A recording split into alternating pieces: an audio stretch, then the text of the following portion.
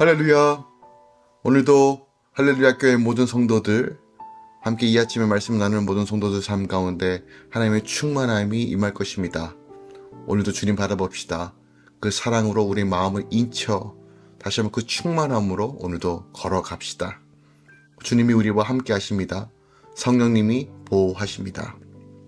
5월 27일 월요일 아침 예배 성삼위 하나님께 올려드립니다. 오늘 하나님의 말씀은 잠언 13장 14절부터 25절까지입니다. 잠언 13장 14절부터 25절까지입니다. 지혜 있는 자의 교훈은 생명의 셈이니 사망의 그늘에서 벗어나게 하느니라. 선한 지혜는 은혜를 베푸나 사악한 자의 길은 험하니라.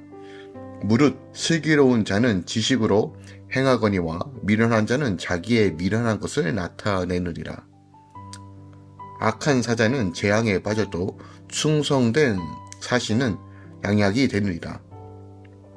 훈계를 저버리는 자에게는 궁핍과 수욕이 이르거니와 징계를 받는 자는 존영을 받으리라. 소원을 성취하면 마음에 달아도 미련한 자는 악에서 떠나기를 싫어하느니라.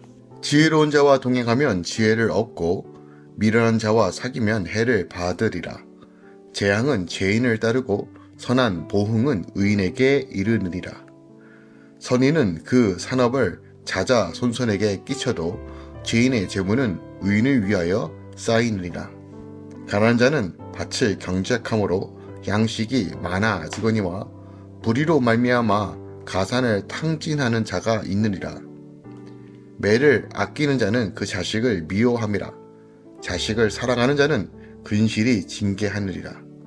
의인은 포식하여도 악인의 배는 줄이 있느니라. 아멘. 하나님의 말씀입니다.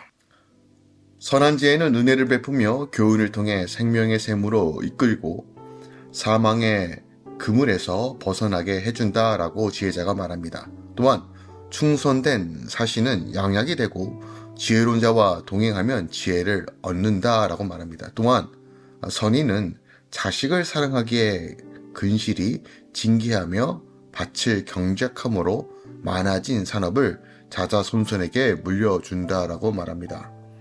오늘 크게 세 부분으로 나눌 수 있습니다. 14절부터 16절까지는 이제 선한 지혜에 대한 이야기, 17절부터 21절까지는 충성된 사신에 대한 이야기, 그리고 22절부터 25절까지는 어떻게 보면 자식 사랑, 자식을 어떻게 교훈할 것인가에 대한 내용이 담겨져 있습니다.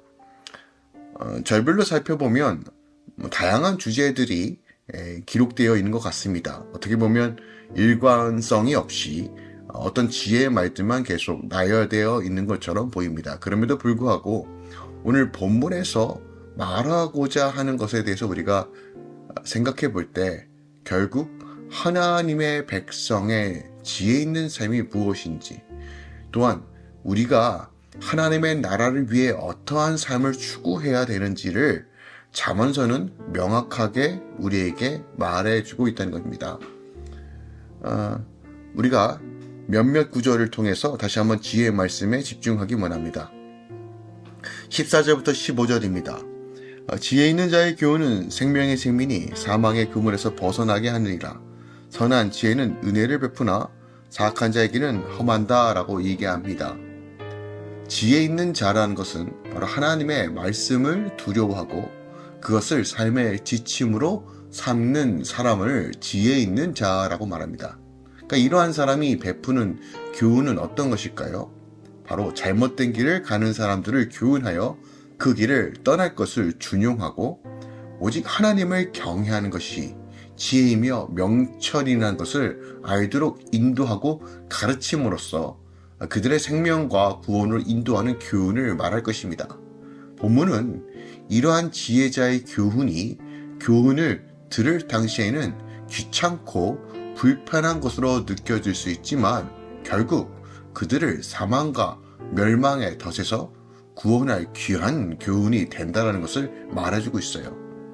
이처럼 어떻게 보면 귀한 교훈이기에 솔로몬은 그 말씀을 듣고 순종하는 자는 하나님께서 큰 은혜를 베푸시고 그에게를 형통하게 하시지만, 반대로 하나님의 말씀을 부정적으로 듣고 자기 소견대로 살아간다면 결국 불성실한 태도로 일관하여 악한 인생을 살 수밖에 없으며 하나님께서 막으시고 저주하심으로 패망에 이를 것이라 라고 말하는 것이에요.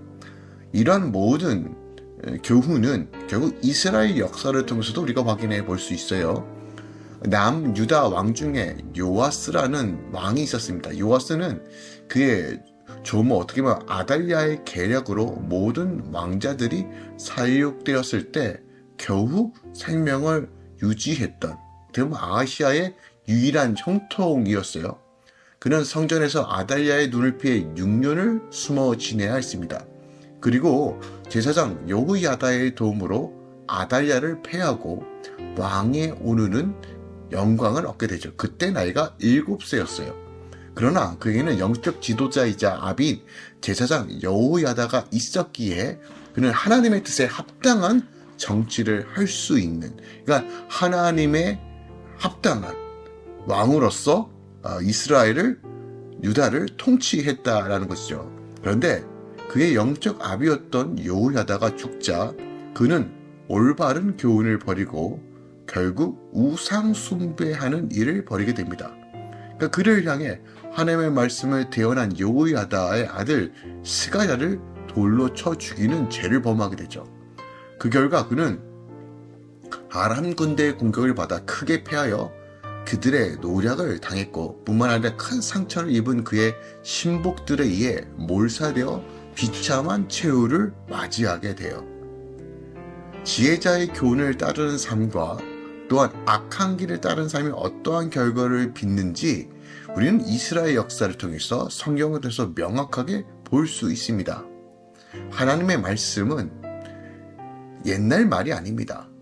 하나님께서 인간의 역사를 통해서 하나님의 말씀을 지켜 행하며 공의와 정의를 행하며 주의 말씀에 귀담아 듣는 삶에 얼마나 복된 것인지를 분명하게 가르쳐 주고 계십니다. 우리가 주님을 의지할 때만이 구원이 있는 것입니다. 생명은 주의 말씀을 따라 살아가는 것입니다. 20절 말씀 살펴보겠습니다.